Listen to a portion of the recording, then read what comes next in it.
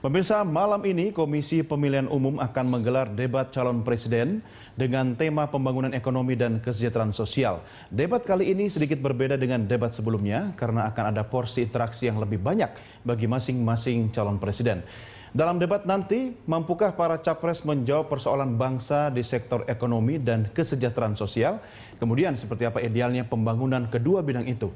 Lalu akankah program yang ditawarkan oleh para calon presiden nanti bisa mengatasi persoalan bangsa kita saat ini?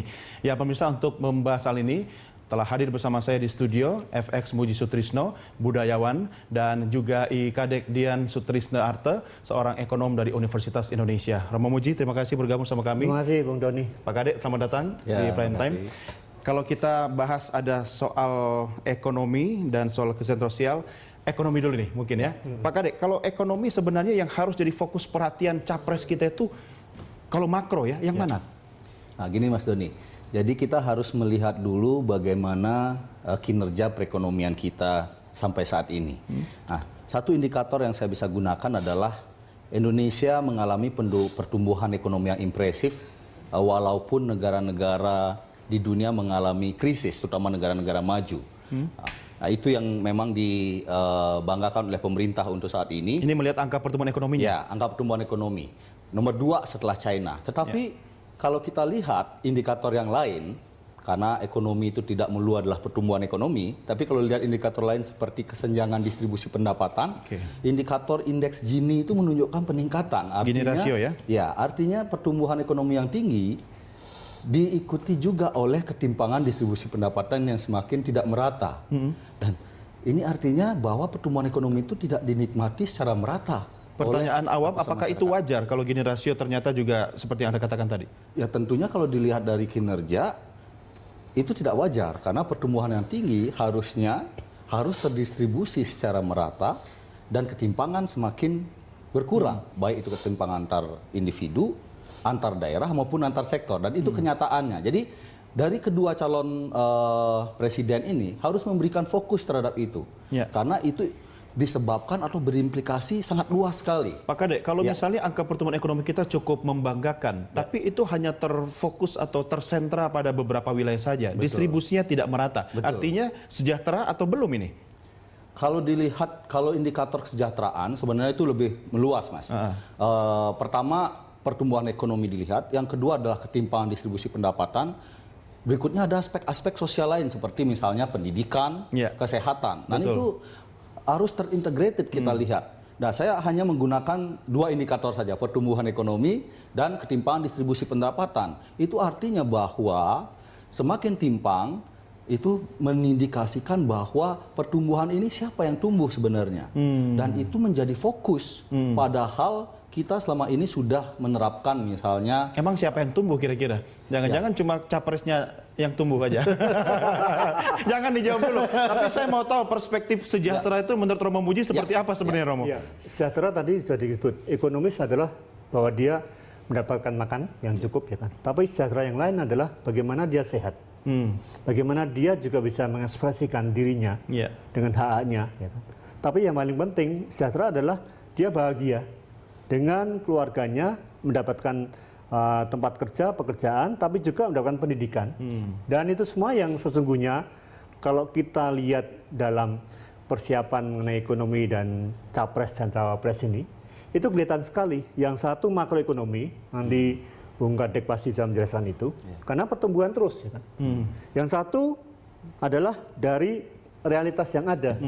Jadi yang satu Pak Jokowi dan Yusuf Kala itu melalui betul-betul ini bagaimana kartu untuk kesehatan, bagaimana pendidikan, bagaimana itu dimulai semua. Untuk tadi itu makna sejahtera dalam soal mendapatkan pendidikan itu, coba sekarang pendidikan kan mahal sekali semua, masih itu. Belum lagi mengenai sehat itu kan mahal sekali.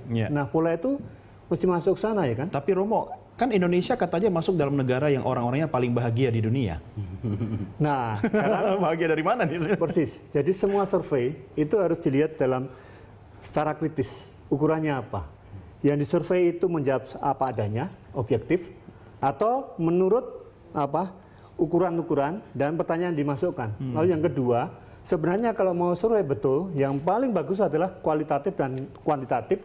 Orang harus hidup dengan mereka dari dalam istilahnya itu induktif untuk masuk ke sana. Jadi tadi sejahtera secara ekonomi ini kan sebenarnya pendiri bangsa itu sudah dasar sekali. Jadi dari mulai dengan mengalami, lihat ketemu banyak orang Jawa, orang Batak, segala macam semua ya kan. Lalu kalau mau bernegara Indonesia yang merdeka dan adil dan makmur dan sejahtera itu, lalu diangkat semuanya menjadi abstraksi kemanusiaan.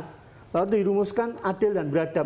Tapi kita tidak menurunkannya dalam bahasa ekonomi itu apa, dalam bahasa sejahtera itu apa, koefisien Gini aja itu sudah dikoreksi kan oleh Prof. Sayogyo dan yang lain semua. Tidak cukup. Apakah capres-cawapres itu sudah merasakan dan akhirnya diangkat dalam visi misinya? Kita lihat dulu apa visi misi dari capres dan cawapres kita terkait di bidang ekonomi dan kesejahteraan sosial. Pemirsa, ada tayangan grafis berikut ini. Kalau visi misi capres-cawapres Prabowo Hatta di bidang ekonomi, Anda bisa baca pemirsa terkait membangun perekonomian yang kuat, berdaulat, adil dan makmur. Ini diantaranya adalah meningkatkan pendapatan per kapita dari 35 juta rupiah menjadi minimal 60 juta rupiah. Meningkatkan pemerataan dan kualitas pertumbuhan ekonomi. Tadi Pak Kadek mengatakan soal pemerataan ini penting ya. Ini faktor yang diangkat juga oleh Prabowo Hatta dan menciptakan 2 juta lapangan kerja per tahunnya. Mudah-mudahan kalau lapangan kerja tercipta, kabar mengenai tenaga kerja kita yang mengalami nasib buruk di luar negeri tidak akan terjadi ya, karena dalam negeri bisa tercipta lapangan kerja.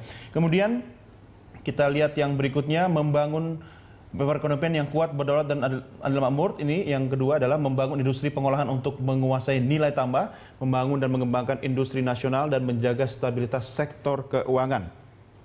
Berikutnya masih dari visi misi Prabowo Hatta, membangun kawasan ekonomi khusus ya, kemudian menyelenggarakan APBN pro rakyat dan meningkatkan penerimaan pajak dari 12% menjadi 16% dari rasio PDB.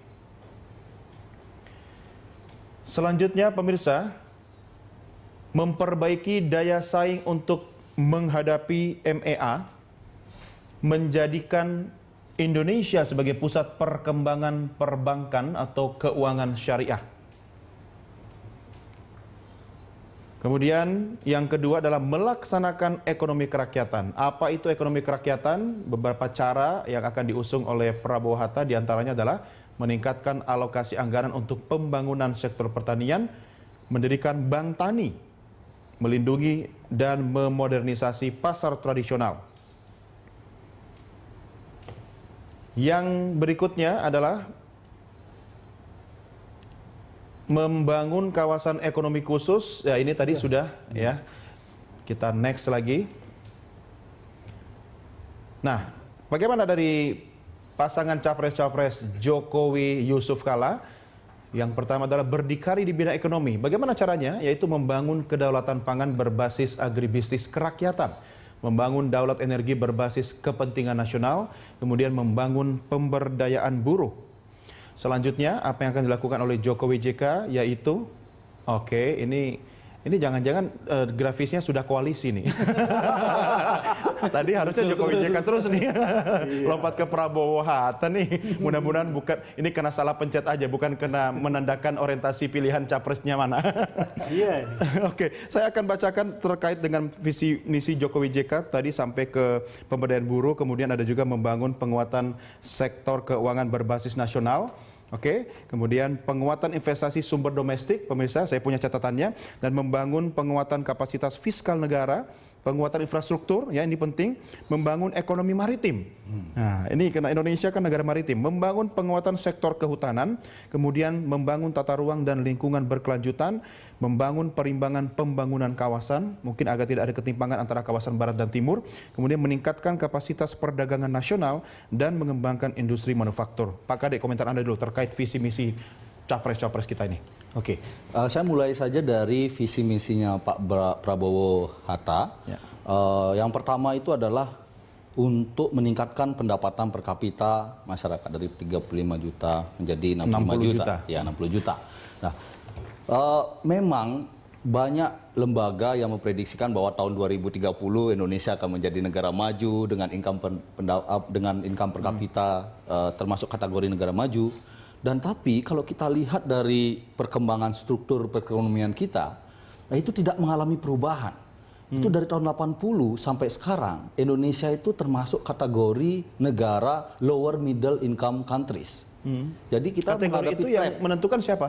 Ya, kategori income-nya itu ditentukan oleh Bank Bank Dunia. Dunia. Dan itu klasifikasinya kita tetap Dan kita masih di situ. masih di situ. Kalau negara Amerika Latin, mereka itu kena trap di middle income trap namanya, middle income countries. Artinya lebih kalaupun di kita atas. ada perubahan nilai angka, tapi sebenarnya negara lain juga berubah ya lebih Ya, betul. tinggi dari kita. Ya, dan kalau kita lihat dari struktur perekonomian kita tidak signifikan mengalami perubahan. Kita lihat struktur ekspor Jadi misalnya. terlalu tinggi itu ya. Ya, artinya itu menjadi mimpi, tetapi saya rasa apakah itu realistis atau tidak? Maksudnya yang terlalu tinggi mimpinya. Maksudnya untuk tahun 2030, apakah itu menjadi mimpi kapita atau itu. tidak? Ya, itu kita harus lihat dulu progres Iya. perkembangan per kapita kita selama begini, ini. Romo, Ya. kan presiden itu kan harus memberikan visi misi Ya. setinggi apapun, tapi bagaimana caranya diterjemahkan dalam sebuah langkah konkret kan dan Betul. membawa rakyat Indonesia Ya. menuju ke sana. Ya. Apakah itu bahasanya udah bisa diterima dengan bahasa sederhana oleh masyarakat kita? Begini, kalau saya lihat tadi, itu langsung kita bandingkan dua-duanya. Ya. Ketika kita mau membuat ukuran ekonomi sejahtera, itu jelas sekali ketahanan pangan. Ya. Ya, itu apa yang terjadi sekarang? Yang kita makan sehari-hari ini 85% ya, Ya, itu dari impor. luar impor. ya kan? Ya. Jadi kalau Makanya makan hati ya. betul, kalau kita semua. lihat sendiri bagaimana misalnya Jokowi yang kita lihat di lapangan betul, bertemu dengan yang di Manado, langsung betul, ya menghubungkan supaya bisa saling mencukupi antar daerah. Kemudian yang ke Flores sapi, ya ini sebuah usaha yang tidak menjadi istilah mereka adalah akan lagi, tapi dipraktekkan itu sendiri. Telah dilakukan. Lalu yang kedua tadi maritim tadi, kami malah membuat sekelompok untuk kesadaran maritim ini. Betapa ketika ini saya dapat buku dari Pak Samsul Hadi CS, itu kudeta putih. Ini Wah, bagaimana berat ini judulnya nih. kudeta putih. Jadi bagaimana seluruh IMF dan tempat lain semua dengan perundangan semua itu kalau kita nggak hati-hati, semua yang di bawah tanah dan di bawah air ini akan habis sedot mereka. Maka kemandirian itu yang sebenarnya merupakan visi yang lama, hanya orang belum belajar tapi sudah mengkritik Bung Karno ya kan. Padahal itu betul sekali. Mandiri kalau kita mau merdeka, kita harus berdaulat betul, Berdikari. berdikari. Emangnya Yaitu Romo adalah- masih ada yang kita punya sekarang ini?